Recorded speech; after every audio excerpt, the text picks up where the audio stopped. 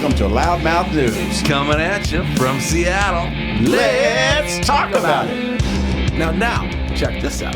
The Jelly Belly creator debuts a line of CBD beans. Now, we talked about how it's counterproductive because they don't really want Right. I'm candies. thinking if it's not fixed, don't break it. You break it, you buy it. It's a delivery method. Right. People enjoy them. Who doesn't like a jelly bean? But or a Yeah, jelly. but this is not an offtake of the jelly bean. This is the actual jelly bean guy company, right? So Klein, basically the creator of Jelly Belly, he stayed active in the confectionery space since selling the Jelly Belly brand in 1980, and he launched several other bean-related businesses. So he sold the business, but he's just been making it under other names and continuing in this whole Jelly Belly bean type of or bean business. Hello, I'm Dr. Bean. And he turns the page and he wants to do what again? Turn jelly bellies into CBD comfort snack candy? He says that after learning more about the perceived benefit of CBD, he said to himself, is anybody doing a jelly bean with CBD? And so I guess he's the guy. Well, yeah, I guess he would ask the question, right? And the answer is no. The latest venture is called Spectrum Confections, and they sell bags of CBD containing candy beans in 3 varieties. I wonder if they taste different, like the blue one and the yellow one. That's a good question. Yeah, I want the brown ones. And here we have Duff Light, and our newest flavor, Duff Dry. Very good story. And of course, you can find that story and a heck of a lot more at loudmouthnews.com. Cerebral palsy sufferers hopeful for medical marijuana treatment. How many people do you think in the United States suffer from cerebral palsy? 150,000. Yeah, see, I'd have been more like that. More than 750,000 people in the United States suffer from cerebral palsy.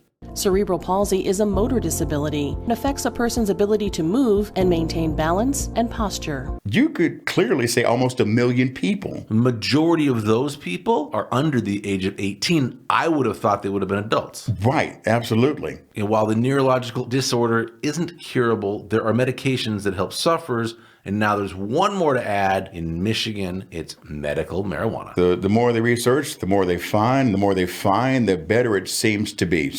And they know what to keep people away from, because they definitely found some side effects, and people are learning. You can be allergic to this strain or that strain. There are risks. Right. Well, getting high is not a side effect. Side effects included drowsiness, sedation, appetite dysregulation. CBD and marijuana is gaining in the medical world, is how it helps with seizures, especially amongst children. Whether it's cerebral palsy or epilepsy or other seizures, it tends to really show dramatic effects. Yeah, I was somewhere in an office and I picked up a magazine and they talked about that in depth, about families, and I might have touched on this. They literally had to leave the state to get the marijuana extract to help their children with the epilepsy. They had 2 problems. They had the one problem that they'd been given an illegal substance to their child that helped tremendously, but the other issue that they ran into was that they were actually then being told that maybe they were bad parents for doing so. The old man grabbed me and said, "Hey, smoke up, Johnny!" And the Child Protective Services people were coming. Right, they could have their children taken away from them. They can actually get arrested and do some jail time. So they did end up moving out of the state to another state so that they could